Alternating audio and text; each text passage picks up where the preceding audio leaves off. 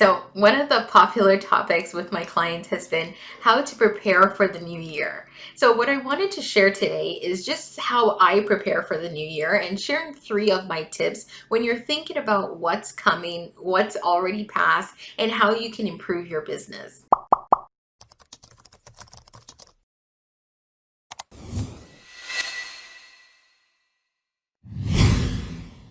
So the first thing I like to do when I'm planning for a new year is that I like to look at what I've already accomplished. So look at the past 12 months this year and think about everything that's happened.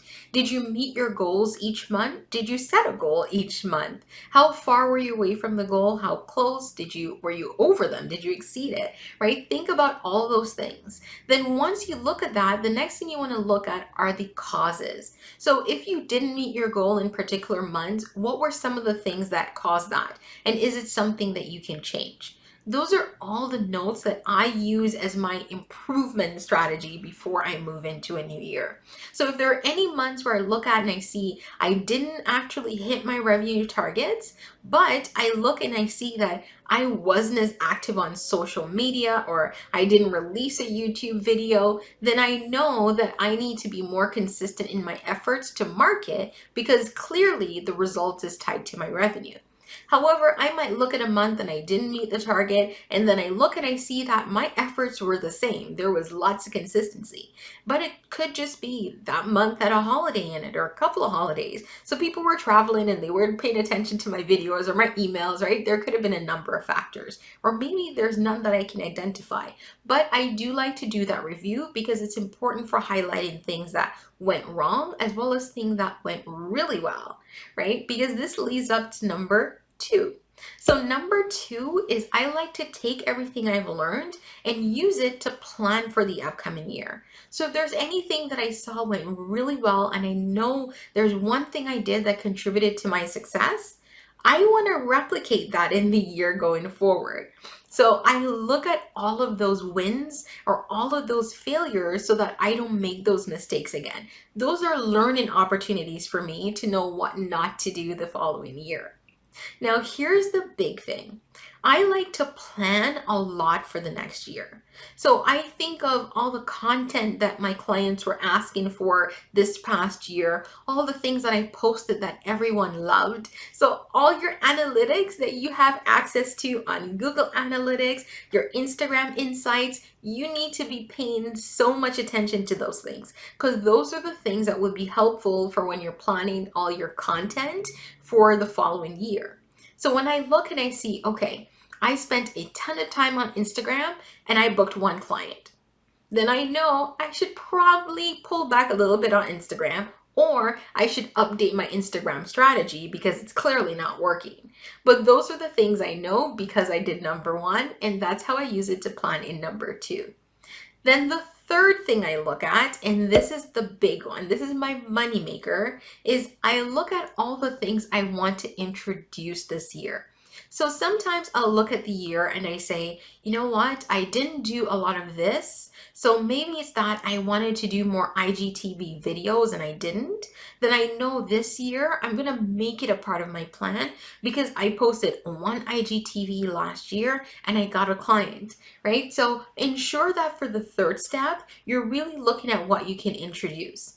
Now, with that said, you need to pay attention to new things that are happening on all the platforms that you're marketing on. So if you've noticed that Pinterest videos are a new thing in this year, you want to incorporate it in next year, you need to add that. If Instagram Reels or Instagram Guides are a new thing you want to test out, you need to make a note of that. That's how you do your planning.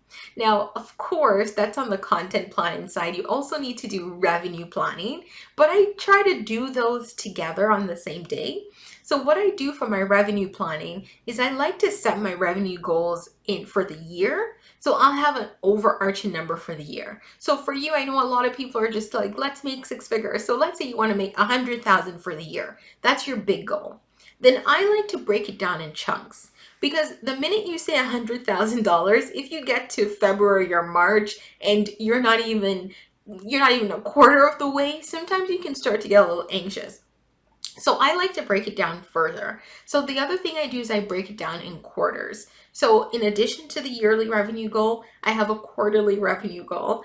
And then in the quarterly, I'll say how much I want to make this quarter, how much I want to make each month, and then I start plotting my content to support all those revenue targets.